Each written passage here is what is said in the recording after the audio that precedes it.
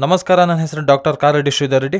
ತುಂಬಾ ಜನ ಹುಡುಗರಲ್ಲಿ ಬರೋ ಪ್ರಾಬ್ಲಮ್ಸ್ ಏನು ಅಂತ ನೋಡೋದಾದ್ರೆ ಪ್ಯಾರಾಫೈಮೋಸಿಸ್ ಅಂದ್ರೆ ಏನು, ಪ್ಯಾರಾಫೈಮೋಸಿಸ್ ಅಂದ್ರೆ ಏನು, ಇದಕ್ಕೆ ಯಾವ ತರ ಚಿಕಿತ್ಸೆಗೆ ಆಪ್ಷನ್ ಇದೆ, ಮಾಡ್ಕೊಳ್ದೇ ಇದ್ರೆ ಏನಾಗುತ್ತೆ, ಕಂಪಲ್ಸರಿ ಮಾಡಿಸ್ಕೋಬೇಕಾಗತ್ತಾ, ಎಮರ್ಜೆನ್ಸಿಯಾಗಿ ಮಾಡಿಸ್ಕೋಬೇಕಾಗತ್ತಾ, ಇಲ್ಲಾಂದ್ರೆ ಆಲಸ್ಯದಿಂದ ಮಾಡಿಸ್ಕೋಬೋದಾ ನಿಧಾನವಾಗಿ ಅನ್ನೋದನ್ನ ನಾವು ಇವತ್ತು ತಿಳ್ಕೊಳ್ಳೋಣ. ಸೊ ಈ ಪ್ಯಾರಾಫೈಮೋಸಿಸ್ ಅಂದ್ರೆ ಏನು ಅಂತ ನೋಡೋದಾದ್ರೆ, ಅಂಗದ ಮುಂದೆ ಇರುವ ಚರ್ಮ ಏನಿದೆ ಅದನ್ನು ನಾವು ಫೋರ್ ಸ್ಕಿನ್ ಅಂತೀವಿ. ಈ ಫೋರ್ ಸ್ಕಿನ್ ಏನಿದೆ ಅದು ತುಂಬ ಈಸಿಯಾಗಿ ಮೂವ್ ಆಗಬೇಕು. ನಮ್ಮ ಅಂಗದ ಮುಂದೆ ಇರುವ ಭಾಗವನ್ನು ನಾವು ಗ್ಲ್ಯಾನ್ಸ್ ಅಂತೀವಿ. ಆ ಗ್ಲ್ಯಾನ್ಸ್ ಮುಂದೆ ಇರುವ ಚರ್ಮ ಏನಿದೆ ಹಿಂದಕ್ಕೆ ಎಳೆದ ಕೂಡಲೇ ಫ್ರೀಯಾಗಿ ಮೂವ್ ಆಗ್ತಿರಬೇಕು.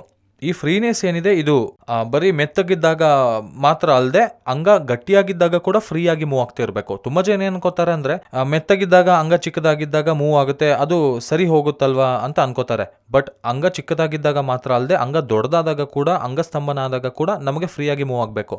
ಹಾಗೆ ಫ್ರೀಯಾಗಿ ಮೂವ್ ಆಗ್ತಾ ಇದ್ರೇ ಫೋರ್ ಸ್ಕಿನ್ ಅನ್ನೋ ಇಶ್ಯೂಸ್ ಇಲ್ಲ ಅಂತ ಅರ್ಥ ಆಗುತ್ತೆ. ಯಾವಾಗ ಅಂಗಸ್ತಂಭನ ಆದ ಸಂದರ್ಭದಲ್ಲಿ ಫೋರ್ ಸ್ಕಿನ್ ಯಾವಾಗ ಹಿಂದಕ್ಕೆ ಬರೋದಿಲ್ಲ ಅದನ್ನೇ ನಾವು ಫೈಮೋಸಿಸ್ ಅಂತ ಕರಿತೀವಿ. ಈ ಫೈಮೋಸಿಸ್ ಚಿಕ್ಕ ಮಕ್ಕಳಿಂದ ಯಾವುದೇ ವಯಸ್ಸಿನವರೆಗೂ ಬರ್ಬೋದು.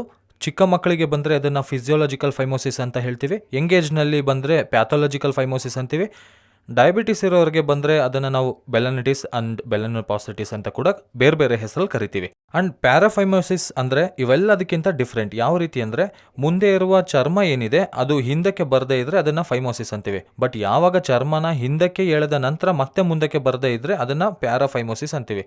ಯೂಶಲಿ ಪ್ಯಾರಾಫೈಮೋಸಿಸ್ ಯಾರಿಗೆ ಬರುತ್ತೆ ಅಂದರೆ, ಅಂಗ ಚಿಕ್ಕದಾಗಿದ್ದಾಗ ಫ್ರೀಯಾಗಿ ಮೂವ್ ಆಗ್ತಿರುತ್ತೆ, ಅವರಿಗೆ ಅಂಗ ದೊಡ್ಡದಾದಾಗ ನಂತರ ಅದು ಮೂವ್ ಆಗಲ್ಲ. ಮೂವ್ ಆಗದೇ ಇದ್ದಾಗ ಕೆಲವು ಸಂದರ್ಭದಲ್ಲಿ ಅಂಗಸ್ತಂಭನ ಆದಾಗ ಇರ್ಬೋದು, ಅಥವಾ ಹಸ್ತಮೈಥುನದ ಸಂದರ್ಭದಲ್ಲಿ ಬರ್ಬೋದು. ಹಿಂದಕ್ಕೆ ಮಾಡಿದ ಚರ್ಮನ ಇಮಿಡಿಯೇಟ್ ಆಗಿ ಅಂದರೆ ಎಜೆಕ್ಷನ್ ಆದಮೇಲೆ, ಅಂದರೆ ವೀರ್ಯ ಹೊರಗೆ ಬಂದ ನಂತರ ಮತ್ತೆ ನಾವು ಮುಂದಕ್ಕೆ ಮಾಡ್ಕೋಬೇಕು ಚರ್ಮವನ್ನು. ಹಾಗೆ ಮುಂದಕ್ಕೆ ಮಾಡ್ಕೊಳ್ದೇ ಇದ್ದಾಗ ಅಲ್ಲೇ ಸ್ಟ್ರಕ್ ಆಗೋದ್ರೆ, ಅಂದರೆ ಕುತ್ತಿಗೆಗೆ ಹಗ್ಗ ಹಾಕ್ದಂಗೆ ಆಗೋಗುತ್ತೆ. ಯಾಕಂದರೆ ಆಲ್ರೆಡಿ ಹಾರ್ಡ್ ಆಗಿರುತ್ತೆ, ಸ್ಕಿನ್ ಅನ್ನೋದು ತುಂಬ ಟೈಟ್ ಆಗಿರುತ್ತೆ. ಸೊ ಹಿಂದಕ್ಕೆ ಎಳೆದಾಗ ಚರ್ಮ ಅಲ್ಲೇ ಸ್ಟ್ರಕ್ ಆಗೋಗುತ್ತೆ. ಸ್ಟ್ರಕ್ ಆಗೋದ್ರಿಂದ ಅಲ್ಲಿರುವ ರಕ್ತ ಕೂಡ ಹಿಂದಕ್ಕೆ ಹೋಗೋಕ್ಕಾಗದೆ ಅಲ್ಲೇ ನೀರಿನ ಹಾಗೆ ಉಬ್ಬಾಗೋಗೋದು. ಅಂದರೆ ನಾವು ಮುಂದಕ್ಕೆ ಮಾಡ್ಕೊಳ್ಳೋಕ್ಕೆ ಆಗದೆ ಇದ್ದಾಗ ಅದನ್ನು ಹಾಗೆ ಬಿಟ್ಬಿಟ್ರೆ ಅಲ್ಲಲ್ಲೇ ಉಬ್ಬಿದ ಹಾಗೆ ಚರ್ಮ ಟೈಟ್ ಆಗೋದ್ರಿಂದ ಅದನ್ನೇ ನಾವು ಪ್ಯಾರಾಫೈಮೋಸಿಸ್ ಅಂತ ಕರಿತೀವಿ. ಇದು ಅಂಗಕ್ಕೆ ಸಂಬಂಧಿಸಿದಂತೆ ನೋಡೋದಾದರೆ ಇದೊಂದು ಎಮರ್ಜೆನ್ಸಿ ಸರ್ಜರಿ. ನಾವು ಇಮಿಡಿಯೇಟ್ ಆಗಿ ಅಂಗಸ್ತಂಭನ ಆದಾಗ ಮಾತ್ರ ಹೀಗಾಗಿರುತ್ತೆ. ಹಾಗಾಗಿ ಯೂಶುವಲ್ ಆಗಿ ತುಂಬ ಜನ ಗೊತ್ತಾಗಲ್ಲ. ಹಾಗಾಗಿ ಇಮಿಡಿಯೇಟ್ ಆಗಿ ಇದನ್ನು ನಾವು ಮಾಡಿಸ್ಕೊಳ್ಳದೆ ಹೋದರೆ ಗ್ರ್ಯಾಂಗ್ರೀನ್ ಆಗಿ, ಟೈಟ್ ಆಗಿ, ಪಸ್ ಆಗೋಗಿ, ಕ್ಯೂ ಬರೋದು, ಈಗ ತುಂಬ ಟೈಟಿಂದ ಪೇಯ್ನ್ ಬರೋದು, ನೀರು ಸೇರಿಕೊಂಡು ಉಬ್ಬಾಗೋದು, ಹೀಗೆಲ್ಲ ಆಗ್ತಿರುತ್ತೆ. ತುಂಬ ಜನಕ್ಕೆ ತೋರಿಸ್ಕೊಳ್ಳೋಕ್ಕೆ ಕೂಡ ಎಂಬಾರಸಿಂಗ್ ಆಗಿರುತ್ತೆ. ಸೊ ತುಂಬ ಜನ ಇದನ್ನು ಎಂಬಾರಸಿಂಗ್ನಿಂದ ಏನು ಅನ್ಕೊಳ್ತಾರೋ, ಗೊತ್ತಾಗೋದ್ರೆ ಹಸ್ತಮೈಥುನ ಮಾಡ್ಕೊಳ್ಳೋದಕ್ಕೆ ಹೇಗಾಗ್ತಿದೆಯೇನೋ ಅಂತ ಫಸ್ಟ್ ಟೈಮ್ ಇಂಟರ್ ಕೋರ್ಸ್ ಮಾಡಿದ್ದಕ್ಕೆ ಹೀಗಾಗಿದೆ ಅಂತ 100 ಪ್ರಶ್ನೆ ಕೇಳ್ತಾರೆ ಅನ್ನೋ ಕಾರಣಕ್ಕೆ ತುಂಬ ಜನ ಭಯ ಪಡ್ತಾರೆ. ನಾವು ಕ್ವಶನ್ಸ್ ಕೇಳಿದ್ರು ಕೂಡ ಅವರು ಹೇಳೋದಿಲ್ಲ. ಯೂಶುವಲ್ ಆಗಿ ಏನಂದರೆ ಸಂಕೋಚದಿಂದ, ಪ್ಲಸ್ ಈ ಡಿಪ್ರೆಷನ್ಗೆ ಹೋಗ್ಬಿಡ್ತಾರೆ. ನಾವು ಹೆಚ್ಚು ಪ್ರಶ್ನೆ ಕೇಳಿದ್ರು ಡಿಪ್ರೆಷನ್ಗೆ ಹೋಗ್ಬಿಡ್ತಾರೆ. ಯಾಕಂದರೆ ಅವರಿಗೆ ಒಂದು ರೀತಿಯಾದ ಸಂಕೋಚ ಅಂತ ಹೇಳ್ಕೊಳ್ಳೋಕ್ಕೆ, ಈ ಥರ ಆಗಿದೆ ಅಂತ ಹೇಳ್ಕೊಳ್ಳೋಕ್ಕೆ. ಸೊ ಇವೆಲ್ಲ ಮೈಂಡಲ್ಲಿ ಇಟ್ಕೊಳ್ಳೋದಾದರೆ, ಈ ಪ್ಯಾರಾಫೈಮೋಸಿಸ್ ಅನ್ನೋದು ಟೈಟ್ ಇಂಟರ್ಕೋರ್ಸ್ ಮಾಡೋದ್ರಿಂದ, ಅಂದರೆ ಹಿಂದಕ್ಕೆ ಬರದೇ ಇದ್ದರೂ ಬಲವಂತವಾಗಿ ಮಾಡೋದ್ರಿಂದ ಇರ್ಬೋದು, ಅಥವಾ ಹಸ್ತ ಮೈಥುನ ಮಾಡ್ಕೊಳ್ಳುವಾಗ ಬಲವಂತವಾಗಿ ಹಿಂದಕ್ಕೆ ಎಳೆಯೋದ್ರಿಂದ ಇರ್ಬೋದು. 3ನೇ ಕ್ಯಾಟಗರಿ ನೋಡೋದಾದರೆ, ತುಂಬ ಜನ ಶುಗರ್ ಪೇಷಂಟ್ಸ್, ಬೆಲನಿಟಿಸ್ ಇದ್ದರೂ ಕೂಡ ಹಿಂದಕ್ಕೆ ಎಳೆದು ಕ್ಲೀನ್ ಮಾಡ್ಕೊಳ್ಳೋಣ ಅಂತ ನೋಡ್ಕೊಳ್ತಿರ್ತಾರೆ. ಹಾಗೆ ಹಿಂದಕ್ಕೆ ಎಳೆದು ಕ್ಲೀನ್ ಮಾಡ್ಕೊಂಡ ನಂತರ ಮತ್ತೆ ಮುಂದಕ್ಕೆ ಬರಲ್ಲ, ಹಾಗೆ ಸ್ಟಕ್ ಆಗೋಗುತ್ತೆ. ಸೊ ಇದನ್ನೆಲ್ಲ ನಾವು ಪ್ಯಾರಾಫೈಮೋಸಿಸ್ ಅಂತ ಕರಿತೀವಿ. ಇದೊಂದು ಎಮರ್ಜೆನ್ಸಿ ಕಂಡೀಷನ್. ಮೆಡಿಕಲ್ ಆಗಿ ನೋಡೋದಾದರೆ ಇದು ಎಮರ್ಜೆನ್ಸಿ. ಸೊ ಜೊತೆಗೆ ಪ್ಯಾರಾಫೈಮೋಸಿಸ್ ಜೊತೆಗೆ ಕೆಳಗೆ ಅಟ್ಯಾಚ್ಮೆಂಟ್ ಏನಿದೆ ಅದನ್ನು ನಾವು ಫ್ರೆನ್ಯುಲಮ್ ಅಂತೀವಿ. ಅಟ್ಯಾಚ್ಮೆಂಟ್ ಕೂಡ ಕಟ್ಟಾಗಿ ಬ್ಲೀಡ್ ಆಗೋ ಚಾನ್ಸಸ್ ಇರುತ್ತೆ. ಸೊ ಈ ಪ್ಯಾರಾಫೈಮೋಸಿಸ್ನ ನಾವು ಇಮಿಡಿಯೇಟಾಗಿ ಟ್ರೀಟ್ ಮಾಡದೆ ಇದ್ದರೆ ಏನಾಗುತ್ತೆ, ಹೀಗೆ 3 ದಿನ 10 ದಿನ ಅಲ್ಲಿ ಏನಾಗುತ್ತೆ ಅಂದರೆ, ಅಲ್ಲಿ ನೀರು ಸೇರ್ಕೊಳ್ಳೋದ್ರಿಂದ ತುಂಬ ನೆಕ್ ಟು ನೆಕ್ ಟೈಟ್ ಆಗೋಗಿ ಅಲ್ಲಿ ಎಕ್ಸ್ಪೋರೇಷನ್ ಆಫ್ ದಿ ಸ್ಕಿನ್ ಆಗೋಗುತ್ತೆ. ಮೆಲ್ಲಗೆ ಸ್ಕಿನ್ ಅನ್ನೋದು ಕೊಳೆತು ಹೋಗೋಕ್ಕೆ ಸ್ಟಾರ್ಟ್ ಆಗುತ್ತೆ. ಅಲ್ಲಿ ಚರ್ಮದಲ್ಲಿ ಅಲ್ಸರ್ ಉಂಟಾಗೋದು, ಅಲ್ಲಿಂದ ಕ್ಯೂ ಬರೋದು, ಹೀಗೆಲ್ಲ ಸೆಕೆಂಡ್ರಿ ಇನ್ಫೆಕ್ಷನ್ಸ್ ಆಗೋದು. ಕೆಲವು ಸಂದರ್ಭದಲ್ಲಿ ಈವನ್ ಪೆನೈಲ್ ಗ್ಯಾಂಗ್ರೇನ್ ಆಗ್ಬೋದು, ಅಂದರೆ ಕೊಳತೆ ಹೋಗುತ್ತೆ.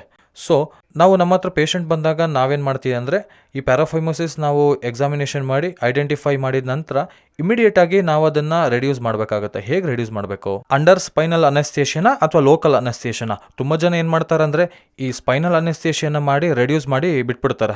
ಹಾಗೆ ಯಾಕೆ ಬಿಟ್ಬಿಡ್ತಾರೆ ಅಂದರೆ, ಆ ಟೈಮ್ನಲ್ಲಿ ಸರ್ಕಮ್ಸಿಷನ್ ಮಾಡೋದಕ್ಕೆ ಸಾಧ್ಯ ಇರಲ್ಲ. ಓಪನ್ ಸರ್ಕಮ್ಸಿಷನ್ ಆಗಲಿ, ಲೇಸರ್ ಆಗಲಿ ಆ ಟೈಮಲ್ಲಿ ಸಾಧ್ಯ ಇಲ್ಲ. ಯಾಕಂದರೆ ವಿಪರೀತವಾದ ಇನ್ಫ್ಲಮೇಷನ್ ಇರುತ್ತೆ, ಹಾಗಾಗಿ ಬ್ಲೀಡ್ ಆಗೋ ಚಾನ್ಸಸ್ ಇರುತ್ತೆ. ಬಟ್ ಈ KSR ಸ್ಟೇಪ್ಲರ್ ಸರ್ಕಮ್ಸಿಷನಲ್ಲಿ ನಮ್ಮ ಟ್ರೀಟ್ಮೆಂಟ್ ರೇಂಜ್ ಹಾಸ್ಪಿಟಲ್ನಲ್ಲಿ ನೋಡೋದಾದ್ರೆ ಈ ರಿಡಕ್ಷನ್ ಮಾಡೋದ್ರಿಂದ, ಜೊತೆಗೆ ಅದರಲ್ಲಿ ಸೇರಿರೋ ಆ ನೀರನ್ನು ತೆಗೆಯೋದ್ರ ಜೊತೆಗೆ ಪೂರ್ತಿ ಚರ್ಮನ ಮುಂದೆ ಕೇಳೋದು, ಅದೇ ಸಿಟ್ಟಿಂಗ್ನಲ್ಲಿ, ಸೇಮ್ ಸಿಟ್ಟಿಂಗ್ನಲ್ಲಿ, ಕೇವಲ ಫೈನಲ್ ಅಲ್ಲದೆ ಪಿನೈಲ್ ಬ್ಲಾಕ್ನಲ್ಲೇ ಅಂದರೆ ಲೋಕಲ್ ಮದ್ದು ಕೊಟ್ಟು ಆ ಚರ್ಮನ ಕೊಳತು ಹೋಗಿರೋ ಚರ್ಮನ ಪೂರ್ತಿ ತೆಗಿತೀವಿ. ಅಂದರೆ ಸುಂತಿ ಆಪರೇಷನ್ ಅಂತೀವಲ್ಲ, ಸರ್ಕಮ್ಸೇಷನ್ ಆಪರೇಷನ್.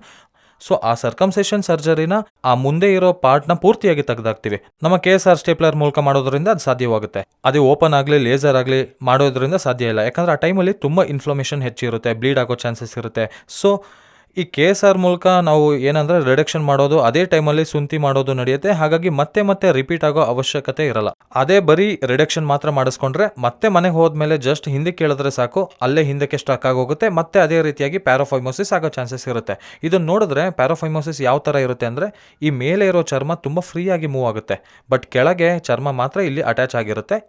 ಸೊ ಈ ಚರ್ಮ ನೋಡೋದಾದರೆ, ಈ ಚರ್ಮ ಅನ್ನೋದು ಹೀಗೆ ಹಿಂದೆ ಮುಂದೆ ಫ್ರೀಯಾಗಿ ಮೂವ್ ಆಗ್ತಿರಬೇಕು. ಆ್ಯಂಡ್ ತುಂಬ ಜನಕ್ಕೆ ಫ್ರೀಯಾಗಿ ಮೂವ್ ಆಗಲ್ಲ. ಕೆಲವ್ರಿಗೆ ಇಲ್ಲಿ ಅಡ್ಡ ಬರುತ್ತೆ, ಕೆಲವ್ರಿಗೆ ಇಲ್ಲಿ ಅಡ್ಡ ಬರುತ್ತೆ, ಇನ್ನು ಕೆಲವ್ರಿಗೆ ಇಲ್ಲೇ ಅಡ್ಡ ಬರುತ್ತೆ, ಕೆಲವ್ರಿಗೆ ಇಲ್ಲಿ ಬರುತ್ತೆ. ಕೆಲವ್ರಿಗೆ ಈ ಟೈಮಲ್ಲಿ ಅಡ್ಡ ಬರಲ್ಲ, ಆದರೆ ಟೈಟಾಗಿ ಮೂವ್ ಆಗುತ್ತೆ. ಟೈಟಾಗಿ ಹೋಗಿ ಇಲ್ಲೇ ಸೆಟ್ಲ್ ಆಗೋಗುತ್ತೆ. ಸೊ ಈ ಚರ್ಮ ನೋಡಿದರೆ ತುಂಬ ಜನಕ್ಕೆ ಇಲ್ಲೇ ಸೆಟ್ಲ್ ಆಗೋಗುತ್ತೆ. ಸೆಟ್ಲ್ ಆಗೋಗಿ ಈ ಅಂಗ ಅನ್ನೋದು ಮತ್ತೆ ಮುಂದಕ್ಕೆ ಬರೋದೇ ಇಲ್ಲ. ಅಂದರೆ ನಾವು ಇಮಿಡಿಯೇಟಾಗಿ ನೋಡಿಕೊಂಡ್ರೆ ಈ ಚರ್ಮನ ಟೈಟ್ ಆದರೂ ಪರವಾಗಿಲ್ಲ, ಎಳಿಬೋದು. ಬಟ್ ತುಂಬ ಜನ ಏನು ಮಾಡ್ತಾರೆ ಅಂದರೆ ಹಾಗೆ ಬಿಟ್ಬಿಡ್ತಾರೆ. ಬಿಟ್ಕೊಡೋದ್ರಿಂದ ಏನಾಗುತ್ತೆ ಅಂದರೆ, ಈ ಚರ್ಮ ಇಲ್ಲಿ ಗಟ್ಟಿಯಾಗಿ ಹಿಡಿದುಕೊಳ್ಳುತ್ತೆ, ಈ ಏರಿಯಾ ಪೂರ್ತಿ ನೀರು ಸೇರ್ಕೊಳ್ಳೋಕ್ಕೆ ಶುರುವಾಗುತ್ತೆ. ಅಂದರೆ ಒಂಥರ ನೀರಿನ ಗುಳ್ಳೆ ಹಾಗೆ ಸುತ್ತ ಈ ರೀತಿಯಾಗಿ ಗುಳ್ಳೆಗಳ ಬರ್ತಾ ಇರುತ್ತೆ. ಹೀಗಾಗೋದ್ರಿಂದ ಮತ್ತೆ ಚರ್ಮನ ಮುಂದಕ್ಕೆ ಎಳೆಯೋದಕ್ಕೆ ಸಾಧ್ಯ ಆಗೋದಿಲ್ಲ. ಇದನ್ನೇ ನಾವು ಪ್ಯಾರಾಫೈಮೋಸಿಸ್ ಅಂತ ಕರಿತೀವಿ. ಪ್ಯಾರಾಫೈಮೋಸಿಸ್ ಇದು ತುಂಬ ರೆಗ್ಯುಲರ್ ಆಗಿ ನೋಡ್ತಾ ಇರ್ತೀವಿ. 100ಕ್ಕೆ 100 ಜನರಲ್ಲಿ 20% ಪೇಷಂಟ್ಸ್ಗೆ ಈ ಪ್ಯಾರಾಫೈಮೋಸಿಸ್ನಿಂದ ಸಫರ್ ಆಗ್ತಿರ್ತಾರೆ. ಸೊ ಇದನ್ನು ನಾವು ಏನು ಮಾಡ್ತೀವಿ ಅಂದರೆ, ಇದರಲ್ಲಿರೋ ನೀರನ್ನು ಸ್ಟ್ಯಾಗ್ನೆಂಟ್ ಆಗಿರೋ ನೀರನ್ನು ತೆಗೆದು ಹಾಕ್ತೀವಿ. ಇಮಿಡಿಯೇಟಾಗಿ ಚರ್ಮನ ಮುಂದಕ್ಕೆ ತೆಗಿತೀವಿ. ಮುಂದಕ್ಕೆ ತಂದ ನಂತರ ಸೇಮ್ ಸೆಟ್ಟಿಂಗ್ನಲ್ಲಿ ನಾವು ಸ್ಟೇಪ್ಲರ್ ಸರ್ಕಮ್ಸಿಷನ್ನ ಮಾಡ್ತೀವಿ. ಸ್ಟೇಪ್ಲರ್ ಸರ್ಕಮ್ಸಿಷನ್ ಮಾಡೋದ್ರಿಂದ ಈ ಕೊಳೆತ ಚರ್ಮ ಆಗಲಿ ನೀರೆಲ್ಲನೂ ತೆಗೆದು ಹಾಕಿ, ಹಾಗಾಗಿ ಇಲ್ಲಿರುವವರೆಗೂ ಚರ್ಮನ ತೆಗೆಯೋದ್ರಿಂದ ಮತ್ತು ಈ ಚರ್ಮ ರೀಪ್ಲೇಸ್ ಮಾಡ್ತೀವಿ, ಅಂದರೆ ಮತ್ತೆ ಹಿಂದಕ್ಕೆ ತರ್ತೀವಿ. ಸೊ ಇದರಿಂದ ಏನಾಗುತ್ತಂದರೆ ಮತ್ತೆ ಬರೋದಿಲ್ಲ. ಮತ್ತೆ ನೆಕ್ಸ್ಟ್ ಟೈಮ್ ಹಸ್ತಮೈಥುನ ಮಾಡಿದಾಗಲಿ, ಇಂಟರ್ಕೋರ್ಸ್ ಮಾಡಿದಾಗಲಿ ಮತ್ತೆ ಈ ಚರ್ಮ ಹಿಂದಕ್ಕೆ ಬಂದು ಸ್ಟಕ್ ಆಗೋದು ತಪ್ಪುತ್ತೆ. ನಾವು ಅದೇ ಸೆಟ್ಟಿಂಗ್ನಲ್ಲಿ ಮಾಡ್ತೀವಿ.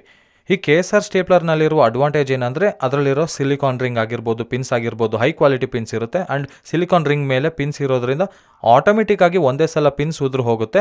ರಿಂಗ್ ಜೊತೆಯಲ್ಲಿ ಪಿನ್ಸ್ ಪೂರ್ತಿ ಉದುರು ಹೋಗೋದ್ರಿಂದ ಪಿನ್ಸ್ ತೆಗಿಯೋ ಅವಶ್ಯಕತೆ ಇರಲ್ಲ. ಬೇರೆ ಸ್ಟೇಪ್ಲರ್ನಲ್ಲಾದರೆ ಒಂದೊಂದು ಸಾರಿ ಸಿಲಿಕಾನ್ ರಿಂಗ್ ಹಾಡಾಗೋದ್ರಿಂದ ಪಿನ್ಸ್ ರಿಂಗ್ ಬಿದ್ದು ಹೋಗುತ್ತೆ, ಪಿನ್ಸ್ ಹಾಗೆ ಉಳ್ಕೊಳ್ಳುತ್ತೆ. ಹಾಗಾಗಿ ಮತ್ತೆ ನಾವು ಪಿನ್ಸ್ ತೆಗಿಯೋ ಅವಶ್ಯಕತೆ ಬರ್ಬೋದು.